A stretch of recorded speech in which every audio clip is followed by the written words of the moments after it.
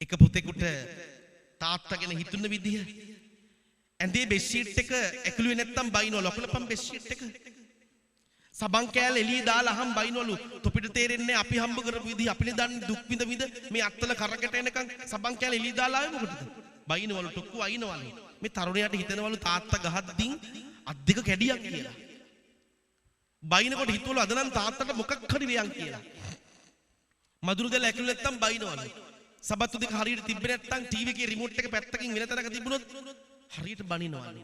ඒ තරුණයා හොස්ටල් එකට ඉගෙන ගන්න ගිහිල්ලා හොස්ටල් එකට යන දවසේ අම්මට කිව්වලු අද මම යන්නේ කරුමෙකින් නිදහස් වෙලා. මම යන්නම් කියලා තාත්තට වඳින්න නැතුව අම්මට වැඳලා ගියාලු. හොස්ටල් එකේ තනියෙන් ඉන්න අතරේ තරුණයාට මතක් වුණේම තාත්තවලු. තනියෙන් පිඟාන හොද ගන්නකොට තනියෙන් බෙඩ්ෂීට් එක අකුල්ලලා ඇඳ හදා ගන්නකොට සබන් කෑල්ල ගොඩක් ළමයි ඉන්නවනේ සබන් කෑල්ල හොරෙන් පරිස්සම් කරගන්නකොට මතක් වුණාලු තාත්තව අනේ මං තාත්තට වෛර කළා තාත්තා මගේ දිසානතිය හැදුවා එයා මගේ ලෝකෙම හැදුවා මං එයාටනේ වෛර කළේ මං තාත්තට ගිහිල්ලා කියනවා මට සමාව වෙන්න කියලා මං ඊළඟ සතියේ නිවාඩු ගියාම තාත්තට වැඳලා සමාව ගන්නවා එහෙම හිතාගෙන ඉන්නකොට මේ තරුණයාට දුරකථන ඇමතුමක් කියනවා ගෙදරින් ඉක්මනට ගෙදර එන්න කරදරයක් කියලා. තරුණයා එනවා ගෙදර. අනේ එනකොට ගෙදර පුරාම සුදු කොඩි.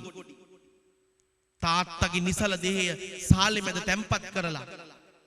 තුන් හිතම කඩා වැටෙනවා තරුණයා තාත්තගේ මලකඳ බදාගෙන කියනවලු මට සමාව දීලා යන්න තාත්තේ. ඇත්තමයි මං ඔයාට වෛර කළා. එක පාරක් මට සමාව දීලා යන්න.